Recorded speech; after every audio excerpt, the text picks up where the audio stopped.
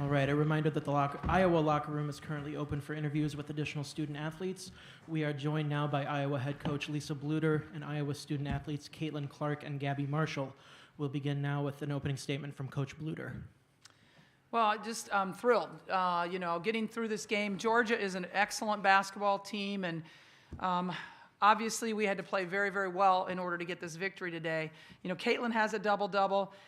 Gabby, her adjusted field goal percentage shooting is 83%. She's 5 for 8 from three-point range.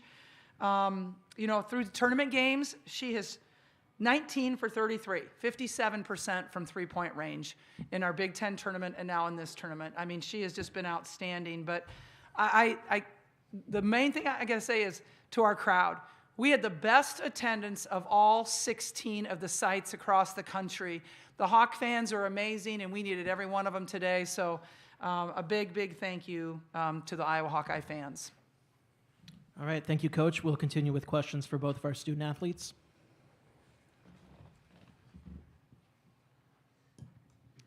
Susan Harmon, HawkFanatic.com.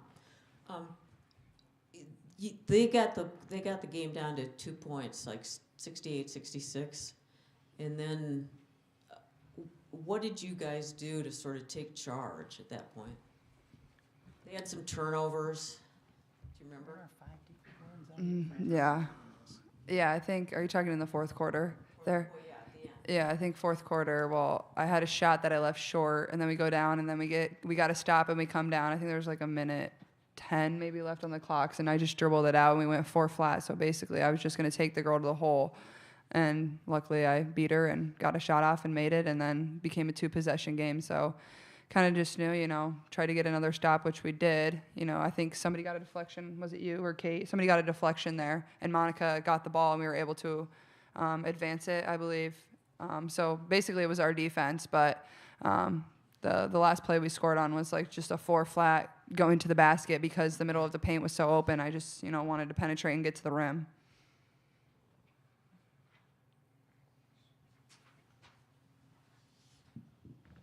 Gabby, you're obviously on a streak now, but do you feel confident that all your teammates, that when they're open, they're going to score? I mean, Kate was hitting one, McKenna, obviously once in a while, Caitlyn will hit one, but doesn't that feel good to know that you're not the only one that has to do it?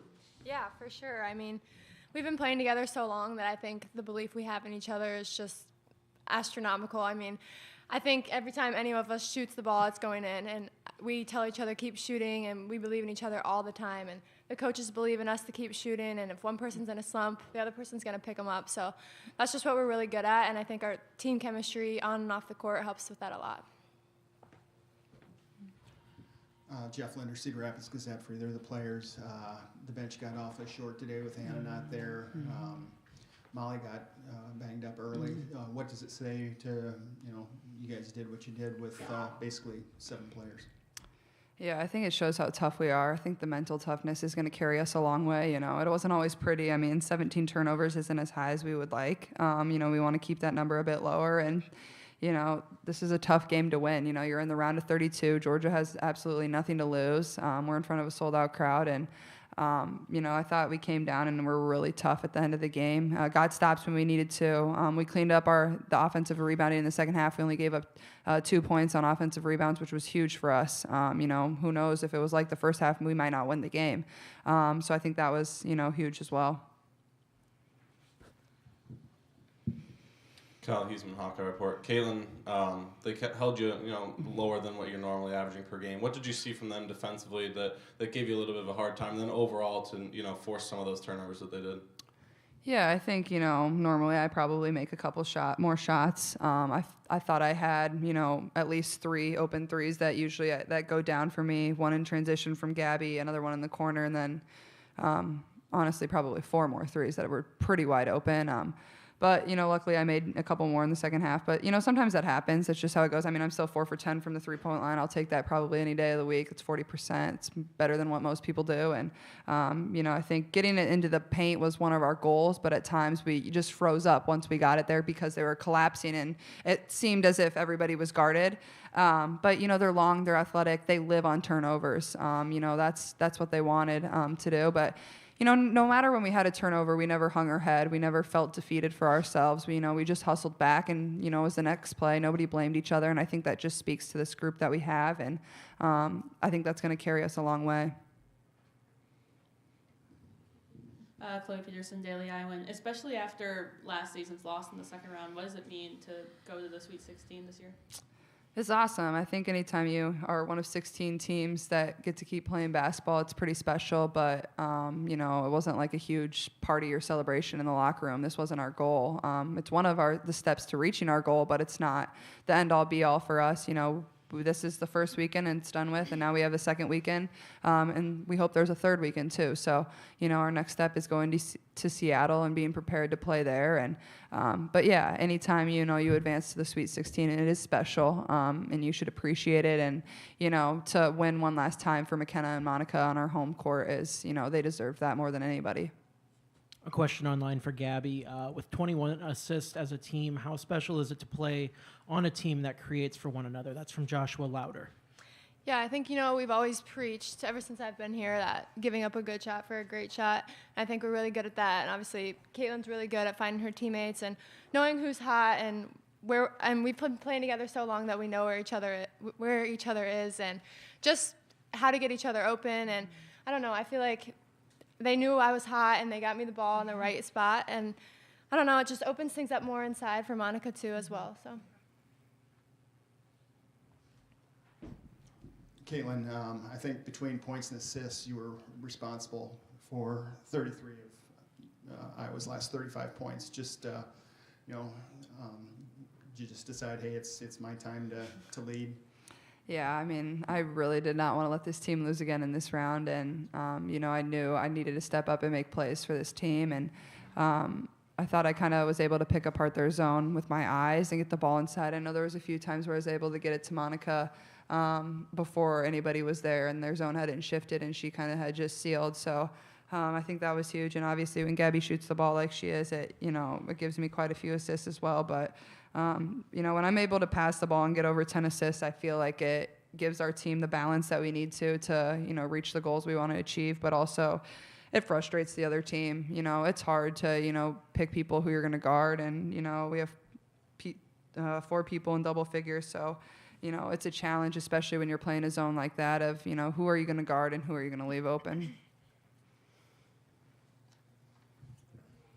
Zachary Draves, SB Nation Swish Appeal. Gabby, now that the pressure to succeed will grow from here on out as you all head to Seattle, does today's performance give you an added layer of confidence as you move on to the Sweet 16 to perform as well as you did today? yeah, I think obviously when you see shots go down, you gain confidence, and it's only going to get harder, and teams are going to get better from here, and we know that, and we're just going to have the same mentality, take it game by game, day by day, and I think we're ready. We're excited, and obviously it's really special that we get to go to the Sweet 16, so I think we're just going to lock down, stay focused, and know the coaches will have us prepared. All right, we've got time for one last question from Scott. Yeah, Scott Docterman, The Athletic, for Caitlyn and Gabby. I'm kind of an old dude, so it seems like this arena was louder persistently for 2+ hours than I can ever remember. What was it like to play in that environment, to hear the ebbs and the flows, but just the way it topped off at certain times where, my ears are still ringing. Yeah, I think it's really special, and the crowd really responds to me, throwing my hands in the air, which is kind of nice. They know when to get loud on defense, especially. It's hard for the other team when people are just screaming at the top of their lungs. But at the same time, I got to give Georgia credit. I thought they answered quite a few times. They made some tough shots, some tough contested twos. Those are the shots we want them to take. And, as we move forward, those are shots teams are going to make, but it's going to be how are we going to respond. And but I'm just grateful. I mean, that crowd is incredible, and it's something that maybe we're getting used to. But at the same time, it can be like that everywhere for women's basketball. It really can. If people just, get in the arena and watch, the product is pretty amazing. And I think the joy and the passion that our team plays with is what attracts people to this arena. And it's like pro sports in the state of Iowa. So we're so lucky, and a lot of credit goes to her right here because she's built this program up. We were just lucky to come in here. There's been a lot of really good players that have built our culture to be what it is today. And, we just kind of try to hold that to a high standard as well. All right, ladies, thanks for joining us today. All right, and we will continue with questions for Coach Bluder.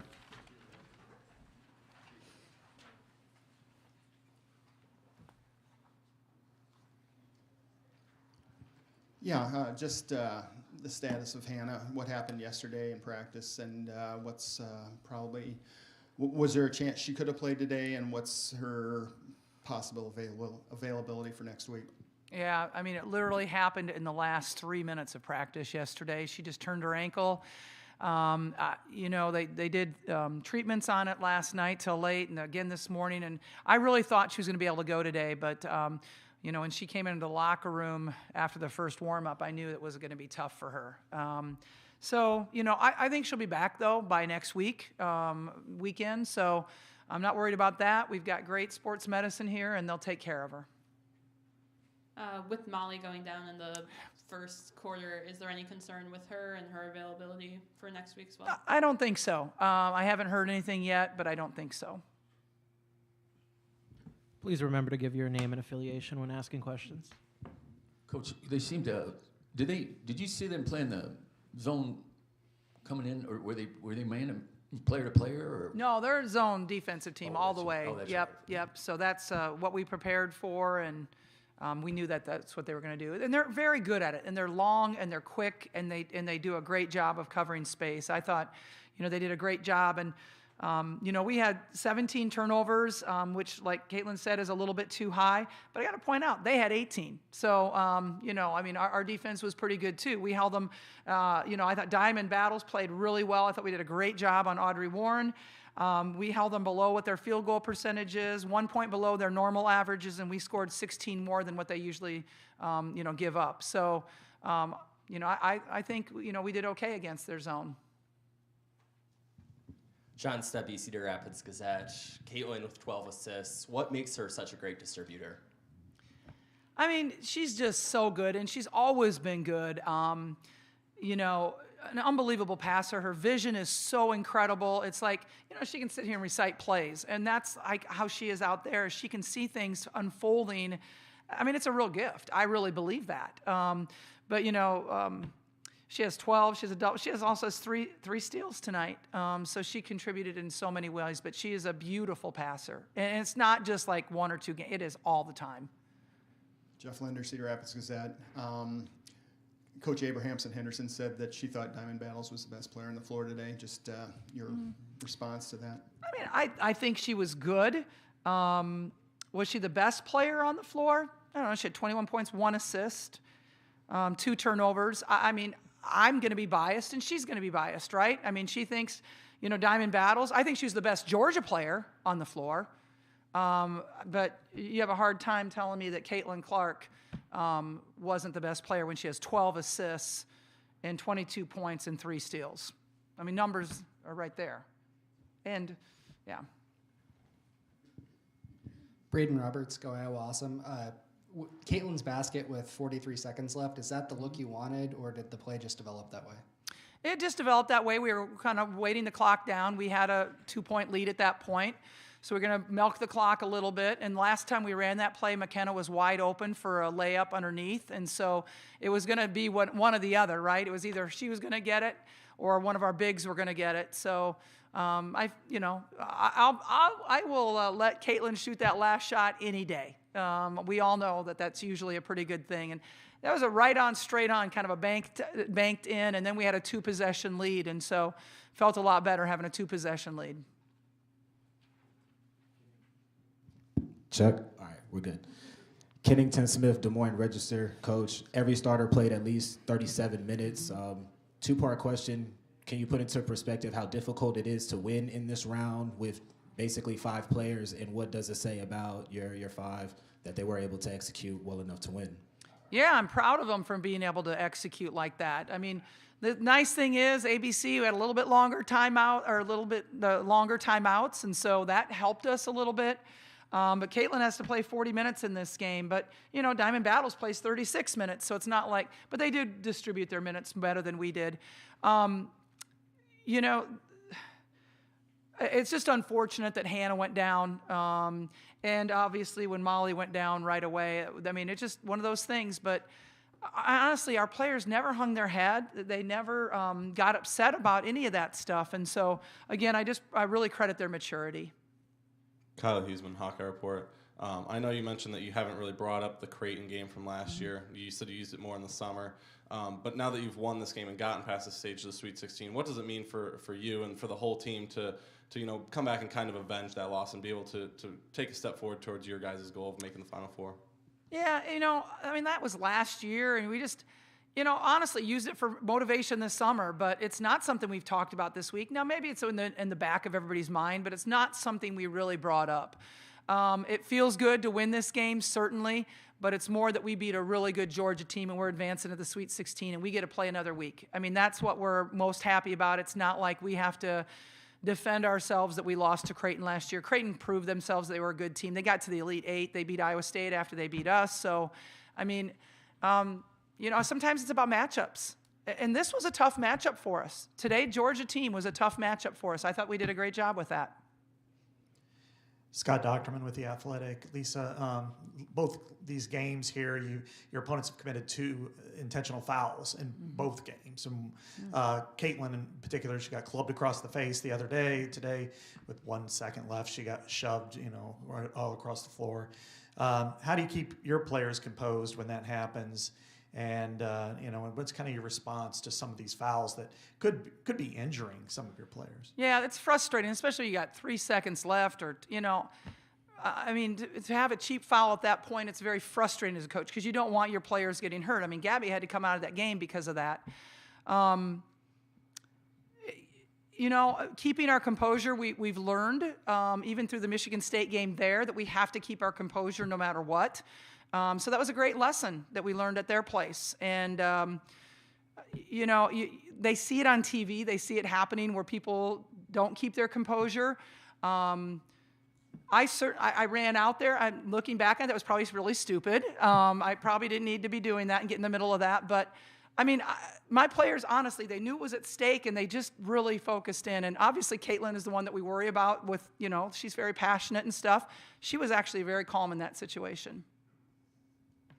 All right. Any additional questions for Coach Bluter? Braden Roberts, go Awesome. Can you just talk about what Monica and McKenna mean to you in the program?